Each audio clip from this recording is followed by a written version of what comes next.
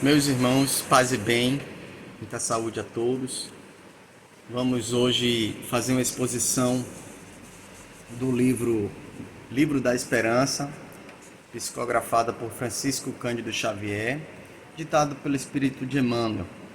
Primeiramente, vamos rogar a presença, e a permissão do nosso irmão Jesus, bondoso Jesus.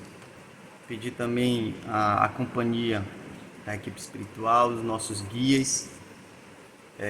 Hoje eu tive uma forte enxaqueca, estava planejando fazer uma apresentação, mas eu vou apenas, no caso, apenas me restringir a comentar, esse texto.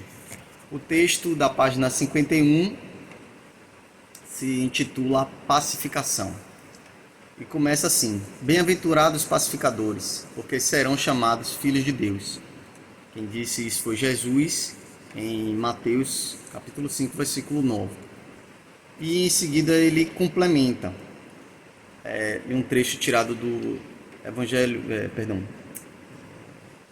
do Livro dos Espíritos, Evangelho segundo o Espiritismo, isso mesmo, capítulo 9, onde ele fala que mais que queria Jesus dizer por essas palavras bem-aventurados, que são os brandos, por, desculpa, porque serão possuidores, porque possuirão a terra, tendo recomendado aos homens renunciar-se aos bens dessa terra, havendo prometidos dos céus. Então é uma pergunta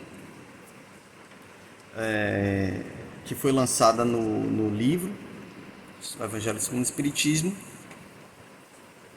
que recomendou-se, Jesus recomendou para nós sermos brandos, mansos.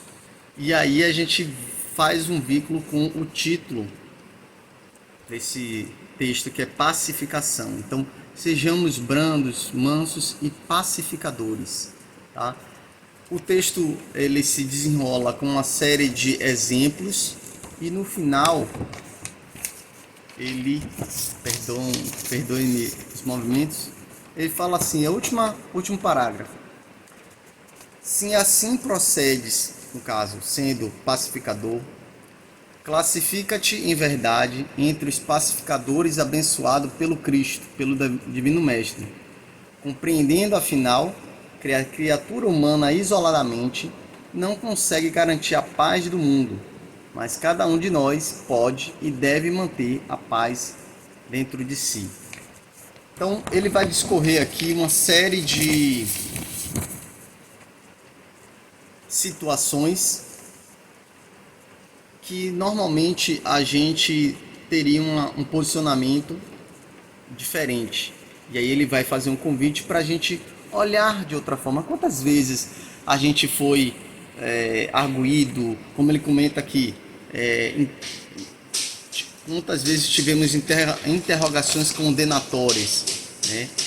E aí ele convida a gente ser bondoso, a gente trabalhar o silêncio, no momento que for condenado a alguma coisa, você agir com discrição, ser bondoso com aquele irmão, né? E o silêncio, manter o silêncio, né? Isso a gente sabe que não é fácil, né? A gente saiu de uma experiência animal, né? Veio mineral, vegetal, animal, e agora a gente está numa experiência humana antes de chegar à angelical. Então o nosso instinto está muito vivo dentro da gente. Então quando a gente recebe alguma informação, quando a gente recebe algum posicionamento, seja de quem for, a gente já tem o instinto de responder. Então ele justamente nos convida a sermos bondosos, ter discrição e edificar o silêncio. Se tiver, aí ele continua aqui, se tiver algumas obrigações, tarefas que não nos compete, alguma coisa a fazer que não é sua obrigação, ele comenta que reprima esse impulso, de condenar, e atenda às tarefas do semelhante, porque muitas vezes a gente tem distrações lamentáveis, né? Então, reconhecer que muitas vezes também erramos, muitas vezes também deslizamos, passamos nossas tarefas para outrem. Então, é o momento de reconhecer isso e fazer aquelas obrigações, mesmo que não nos compita, não seja nossa competência, tá? Caso anotar, a gente note uma falta do companheiro, né?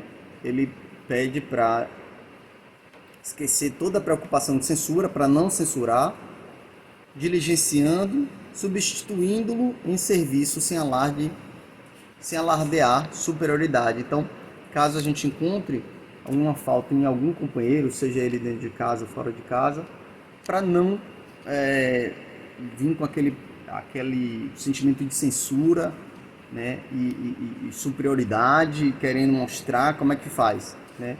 Agir na simplicidade. Se a gente visualizar um erro do vizinho, né, fugir da divulgação. O que seria divulgação? A maledicência, ficar expondo, né, falando, ó, o vizinho fez aquilo, entende? Fugir desse sentimento. Se recebermos queixas amargas, que até mesmo nos firam injustamente, ouvi-las com paciência, abstendo-te de impelir os irmãos do caminho às teias da sombra, trabalhando sinceramente por desfazê-las. Então, mesmo que a gente receba queixas por muitas vezes injustas, nós devemos realmente, desculpa, a gente está aqui se ajeitando. Devemos agir com paciência, impedindo que todo esse infortúnio vá para uma situação pior, onde se caminhe para as sombras, né? Todos os sentimentos negativos que a gente afastar. Sei que não é fácil, mas a gente está aqui construindo, trabalhando, ajudando um ao outro. Caso nos caluniem abertamente, incendiando a nossa vida, o texto, né, Emmanuel recomenda de tolerar serenamente todos os golpes, sem animosidade, né, ou revide, respondendo com mais ampla abnegação no exercício das boas obras, dissipar a conceituação infeliz dos teus detratores. Então, se nós formos caluniados, nós temos que entender que esse irmão ele está doente, assim como nós também somos doentes, tá? Então a gente tem que entender, tem que aceitar serenamente os golpes, sem nenhum tipo de animosidade, sem nenhum tipo de inimigos, né, de transformar em inimigo ou revide. Não é fácil, gente, não é fácil. Eu acho que é tudo aos pouquinhos. Primeiro a gente tem que ter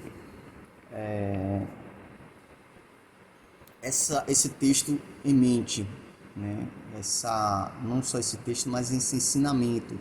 Porque quando a oportunidade vier, a gente vai saber como superar.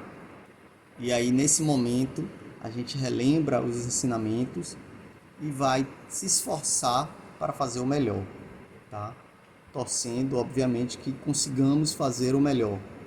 Se caso a gente vacilar, deslizar aqui e acolá, é normal, haverão outras oportunidades, porque Deus é bom e justo e nos enviará provas para a gente poder superar. Okay? Então, vamos persistir e tentar realmente aproveitar as oportunidades. E aqui ele continua, se descobrir a existência de companheiros iludidos ou obsedados que se fazem motivos de perturbação ou de escândalo no plantio do bem ou na seara de luz. Se a gente descobrir ou identificar irmãos que estão desviados nos caminhos, né?